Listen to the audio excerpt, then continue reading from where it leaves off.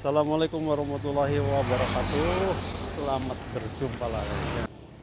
Jadi pada kesempatan ini saya akan melanjutkan tentang kisah Ratu Harisbaya.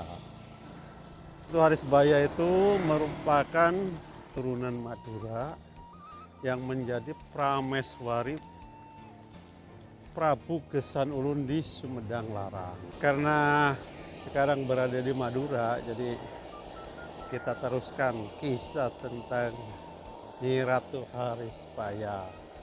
Nama Ratu Harisbaya itu mungkin berasal dari daerahnya, Arosbaya. Seolah ada kesesuaian nama asal dari Ratu Harisbaya itu sendiri dengan nama kerajaan dia berasal. Ayahnya Raden Pratanu, Panembahan Lemah Dhuwur, awalnya merupakan penguasa dari Arosbaya dan kerajaan itu berpusat di Arosbaya. Raden Pratanu, kalau kita baca di Wikipedia, ia kemudian meluaskan kekuasaannya ke Blega dan Sampang. Raden Pratanu itu merupakan penguasa dari Madura bagian barat. Karena Madura bagian timur itu ada kerajaan yang berpusat di Sumenep. Itu merupakan kerajaan tertua di Madura. Sudah ada di era Majapahit. Sumenep itu udah ada di era Majapahit seperti penguasanya Arya Wiraraja. Arya Wiraraja itu adalah salah satu tokoh pembangun kerajaan Majapahit, di samping Raden Wijaya sebagai pemimpinnya. Jalur yang dilalui tetap yang seperti yang kemarin-kemarin, karena cukup bagus untuk sepedahan. Areanya atau jalannya itu nanjak tapi landai, jadi bagus untuk melatih otot-otot dari lutut. Kembali lagi ke kisah Harisbaya. Ratu Harisbaya itu dibesarkan ketika di Jawa itu terjadi konflik. Waktu itu Demak sebagai kerajaan pertama di Jawa itu mulai terjadi perebutan kekuasaan. Kesalahan awal dilakukan oleh Sunan Prawoto. Seolah ada kekhawatiran dari Sunan Prawoto itu bahwa ayahnya nantinya tidak akan menjadi raja.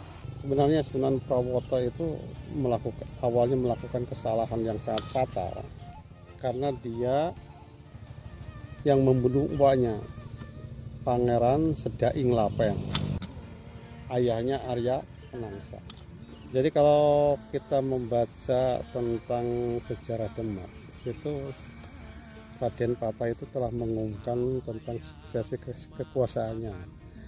Yang pertama itu kalau Raden Pata meninggal itu harus diganti oleh Adipati Unas, anak pertamanya. Yang kedua itu Pangeran Sekar, dan yang ketiga itu Pangeran Trenggono.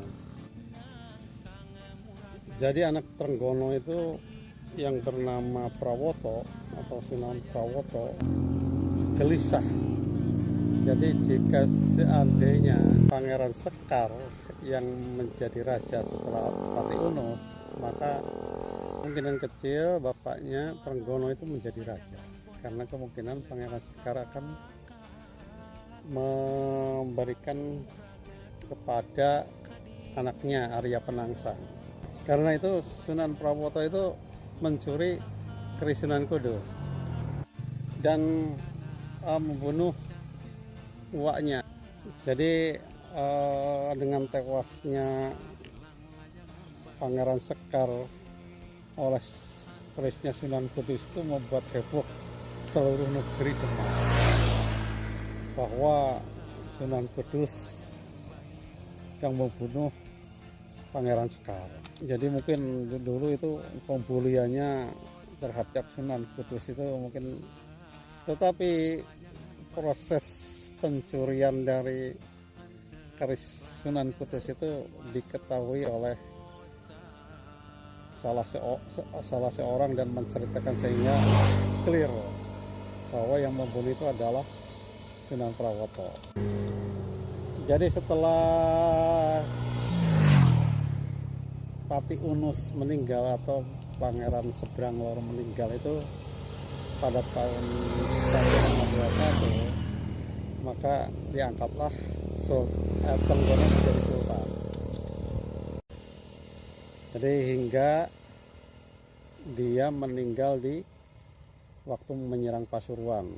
Jadi setelah Sultan Trenggono meninggal, maka Sunan Prawoto diangkat menjadi raja. Hal ini tentu membuat Sunan Kudus sendiri kurang sreg, karena yang membunuh uaknya atau itu adalah Sunan Prawoto, sehingga tidak mendapat restu dari Sunan Kudus. Di samping itu tentu kan Arya Penangsang itu menuntut hak-haknya, sehingga kemudian Arya Penangsang itu menduduki Demak dan Sunan Prawoto meninggal. Sultan Trenggono itu mempunyai menantu Joko Tingkir atau Raden Hadiwijaya. Posisi Hadiwijaya waktu itu Joko Tingkir, kemudian dia membangun kekuatan politik untuk melawan Arya Penangsang. Jadi Joko Tingkir itu dia ingin memperkuat posisinya di wilayah Jawa Timur dengan memanfaatkan pengaruh Sunan Prapen dan pengaruh Madura dan Surabaya. Maka kemudian dia menikahkan anaknya dengan pangeran yang ada di Surabaya dan Madura. Demikian tentang Ratu Harisbayi yang kedua kita akhiri. Semoga bermanfaat. Assalamualaikum warahmatullahi wabarakatuh.